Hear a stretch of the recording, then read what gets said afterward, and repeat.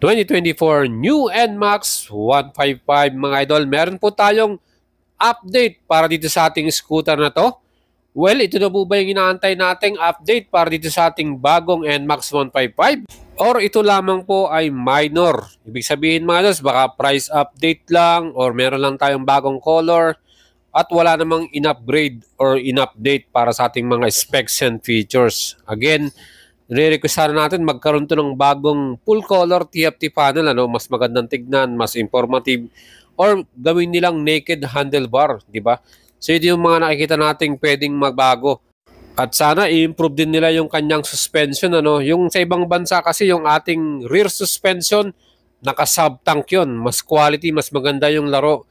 At yung front suspension, sana magawin nilang mas maganda rin, maging upside down na rin, or inverted. And mga lods, kung gusto nyo malaman yung kanilang update for the year 2024, mag-start na po yan ngayong month of January 2024. So alamin po natin yan at samahan ninyo ako. Yun mga lods, meron po tayong moto news para sa inyo dito ng ating NMAX ABS. Meron tayong update para sa ngayong taon na 2024. So meron na tayong dalawang model again na mangyayari dito sa ating NMAX ABS. So January 2024, start na po yung kanilang meron na tayong NMAX na walang Y-Connect. Yes mga idol. So tatanggalin po nila yung Y-Connect na yon at babawasan po nila yung presyo nitong ating NMAX ABS. So from 152,900 magiging 151,900 na lang. So meron tayong option NMAX ABS without Y-Connect. Ngayon po, yung meron naman siyang Y-Connect, magkakaroon naman po siya ng increase. So magiging 153,900 pesos yung ating NMAX ABS with Y-Connect. So mga idols natin, ano po yung mas prepare ninyo? Mas gusto nyo ba yung merong Y-Connect or without Y-Connect mga idols? Yan po yung kanilang update. Mas mura na po ang ating NMAX ABS without Y-Connect with a price of 151,900 at mas mahal naman yung ating NMAX ABS with Y-Connect na may presyo naman na 153,900. So yan po yung ating update sa inyo mga idols. Hopefully, meron tayong iba pang magiging upgrades, pero yun lang po ang ating makikitang update for the year 2024 nitong ating NMAX ABS. Itong ating color blue at dark gray at yung ating silver color. So same pa rin po yung colors, mga option natin na pagpipilian, pare-pareho pa rin yung kulay nito. Meron tayong matte dark green, yung ating dark petrol, available pa rin po yun mga idols. So yan po ang ating 2024 update para dito sa ating Yamaha NMAX ABS version with Y-Connect at without Y-Connect mga idols. And yan po mga idols yung ating minor update para sa ating 2024 NMAX 155. Yung color natin available, same pa din, dull blue, prestige silver, dark petrol at sword gray. So apat pa rin po yung available natin. Meron na tayong Y-Connect at without Y-Connect. So yan po yung ating mga presyo. 153,900 with Yamaha Connect at 151,900 without Y-Connect. Ang ating engine specs, 155cc 4-stroke, single cylinder, 4 valves, single overhead camshaft, liquid cooling po ito, electronic fuel injection at naka-CVT transmission. Max power 15.4 PS at 8,000 RPM at maximum torque 13.9 Newton meters at 6,500 RPM. Again, subok na itong ating NMAX. Ang top speed ito, umabot na ng 120 to 125 km per hour. At ating compression ratio, 11.6 by 1. So, itong ating napaka-reliable at durable na NMAX. Ang ating Maxi Scooter Premium. Meron din itong napakagandang suspension sa harapan, telescopic perks. At yun nga, sana nga, i-request natin sa Yamaha, gawin nila itong USD or upside down for para mas maganda ang laruan at hindi matagtag. So yan po yung ating sanang gustong makita rin na update para dito sa ating NMAX.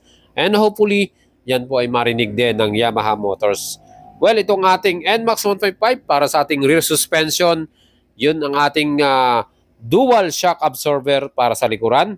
And hopefully, yun dalhin din nila rito sa atin yung merong sub-tank, para mas talagang maganda ang laruan. Kahit meron tayong angkas, talagang maganda at smooth ang ating operation or pagkapatakbo dito.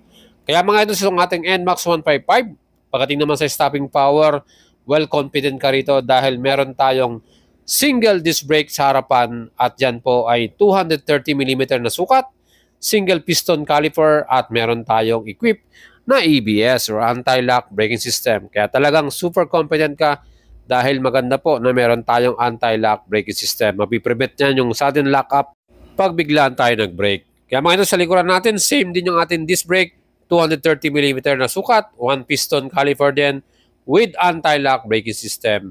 Kaya itong kagandahan dito sa ating NMAX talagang safety features, napaka-solid. At equipped din po ito ng traction control system. Ang meron dyan, pag na-detect ng ating sensor yung ating biglaang pag-slip ng ating gulong, mapiprevent natin yung ating aksidente dahil sa traction control. Yung ating wheels, yan po ay alloy cast wheels, 6 spokes ang kanyang design at talagang very sporty yung datingan. Again, yung ating namang gulong, ang ginamit na tire niyan, ang brand ay IRC. Tubeless po ito. Ang sukat sa harapan, 110/70 by 13 inch. Sa likuran naman, ang sukat natin, 130/70 by 13. So, pareho po silang tubeless at mas lessen ang ating maintenance para dito, mga idols. At of course, itong ating NMAX 155, well, pagdating naman sa sukat ng ating wheelbase, yan po ay may total na 1,340mm. So, may katabaan at medyo kalakihan yan.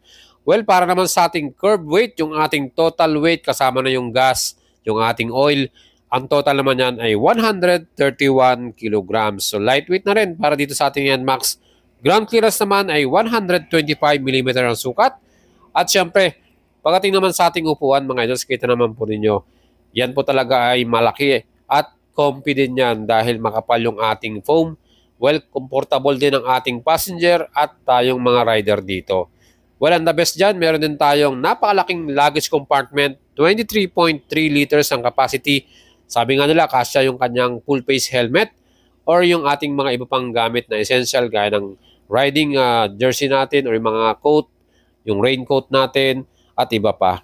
Sinukat natin yung kanyang seat height, mga idols. Tayo po ay 5'6", almost flat-footed po tayo dito dahil ang seat height po ng NMAX 765mm.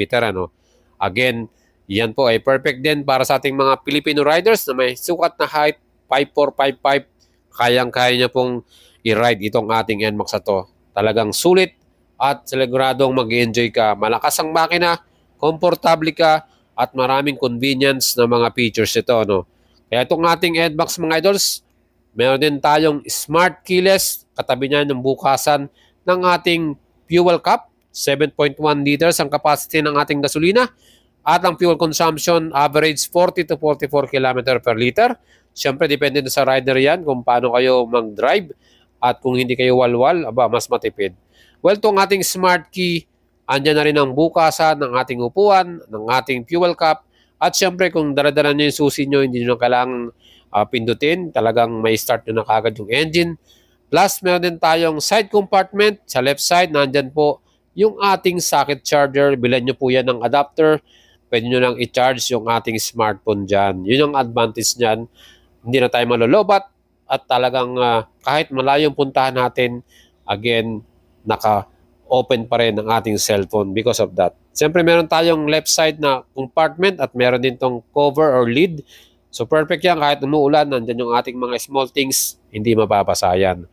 So, sa ating namang handlebar, mga idols, ito nga yung ating wala siyang smart lock, yung parang parking brake lock. Pero dito, meron tayong mga switches and buttons na napakasimple lang. Yung ating high and low beam, signal indicator, at yung ating busina, mga idols. Sa right side naman, nandito yung ating switch ng ating start and stop system. So maganda yan, mas makakatipid tayo sa gas pag nasa traffic tayo, pamatay yung engine. At meron din itong equipped na hazard light. Again, for emergency, perfect yan, security natin. So itong ating NMAX, ito po ay may equipped na Y-Connect. Again, makikita natin yung information sa ating smartphone pag nakakonect na yan via Bluetooth. Siyempre, fully digital itong ating multifunction instrument panel. Kaya mga ito, sana ito ang ating i-update nila, magkaroon ng TFT panel. At siyempre, yung ating headlight, mga idols, meron tong daytime running light at naka-LED yan. And 6 LED lights po ang kanilang ginamit dyan. 4 sa low beam at 2 sa ating high beam. Yan po yung kanilang nilagay dyan. And para naman sa bandang baba natin, nandiyan naman yung ating signal indicator. So makikita nyo dyan at yung ating hazard light. So perfect yan. Kitang-kita tayo at visible kahit yung malakas ng ulan kasi nga maganda yung ating hazard light. Nakakatulong yan for emergency. Ano? Kaya yun po yung ating kagandahan pag meron tayong equip na hazard light. Sa atin namang pong likuran na ilaw, yung ating tail light mga idol, siyempre LED yan. Pero yung ating signal indicator, yan po ay naka-bulb type halogen bulb. So yan po yung ating mga ilaw para dito sa ating NMAX 155. Perfect tong ating tail light kasi talagang very visible yan. Lalo na yung ating brake light yan. Super lakas at liwanag niyan. Especially pag nagbe-brake tayo, kitang-kita tayo ng mga nakasunod sa atin. Ano? So yung ating mga badge, yan po ay naka-emblem at perfect yan, magandang tingnan. Siyempre yung ating presyo, SRP 151,900, down payment 21,800 at 36 months naman 7,193 yung ating monthly payment. Kung maaga tayo magbayad, meron tayong rebate na 200 pesos. Kaya mga idols, ito pong ating 2024 new update. Meron na tayong option na pwede na tayong bumili ng NMAX na walang equip na Y-Connect at meron namang equip na Y-Connect. So yan po, dalawa po yan. Siyempre mas mura yung ating walang Y-Connect or Yamaha Connect. Yan po sana yung ating feature para sa inyo. Sana nagustuhan ninyo mga idols. Mag-leave po kayo ng comment. Ano po yung masasabi nyo dito sa ating update. At of course, huwag nyo kalimutang i-like at i-follow ang ating FB page, Buhat Salabaria. Subscribe kayo sa ating channel at ride safe po sa inyo lagi mga idol. Ciao!